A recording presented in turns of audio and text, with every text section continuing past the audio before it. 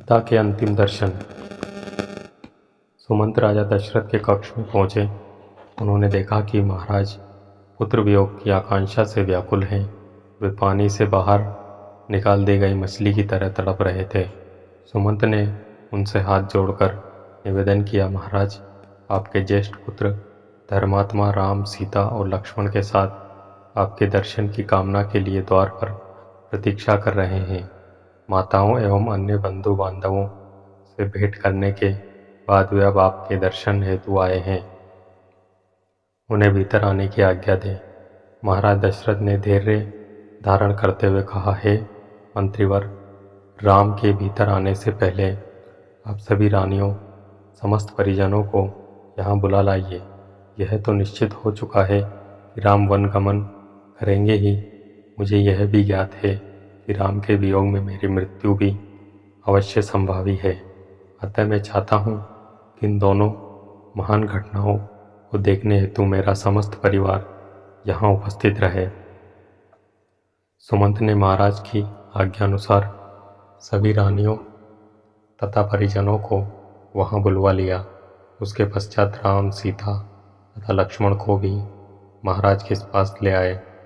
हाथ जोड़े हुए राम वहाँ पर उपस्थित अपने पिता और माताओं की ओर बढ़े। राम को इस प्रकार अपनी ओर आता देखकर महाराज दशरथ उन्हें हृदय से लगाने की अभिलाषा से अपने आसन से उठ खड़े हुए, किंतु अत्यधिक शोक तथा दुर्बल होने के कारण वे केवल एक पग ही बढ़ाते ही मूर्छित होकर गिर पड़े। पिता की ऐसी दशा देखकर राम और लक्ष्मण ने तत्काल उन्हें सहारा देकर पलंग पर लेटा दिया।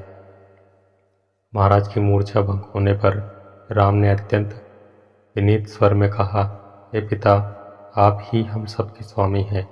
कृपा करके आप धैर्य धारण करें और हम तीनों को आशीर्वाद दें कि हम वन में 14 वर्ष की अवधि व्यतीत करने के पश्चात पुनः आपके दर्शन करें। महाराज दशरथ ने आर्द्र स्वर में कहा, पुत्र, तुम्हें वनों में भटकने के लिए भेजने की मेरी कदापि इच्छा नहीं है, किंतु मैं विवश हूँ।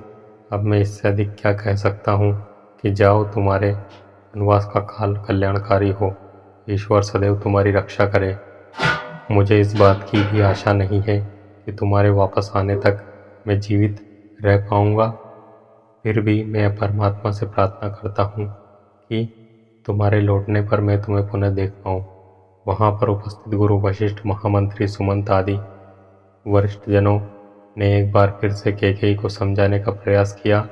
वह अपना वर वापस ले, किंतु कैकेयी अपने इरादों पर अडिग रही। महाराज दशरथ की इच्छा थी कि राम के साथ चतुरंगिनी सेना और अन्य धन का कोष भेजने की व्यवस्था हो, किंतु राम ने विनयपूर्वक उनकी इस इच्छा को अस्वीकार कर दिया। अंत में महाराज ने सुमंत को आदेश दिया, हे मंत्रीवर, आप स्वयं उत्तम घोड़ों से जुता वर्त ले जाए और इन सबको देश की सीमा से बाहर तक छोड़ें। इतना कहते ही कर राजा विह्वल होकर रोने लगे। सुमंत तत्काल ही महाराज की आज्ञा का पालन करने के लिए निकल पड़े। तो दोस्तों, ये वीडियो थी संपूर्ण रामायण के अयोध्या कांड भाग 9, पिता के अंतिम दर्शन। तो ये वीडियो आपको कैसी लगी हमें कमेंट करके ज़रूर बताएं, और वीडियो अच्छी लगे तो वीडियो को लाइक, शेयर और ऐसी और वीडियोस के लिए सब्सक्राइब करें हमारे यूट्यूब चैनल को। वीडियो में अंत तक बने रहने के लिए आप सबका धन्यवाद। जय श्री राम।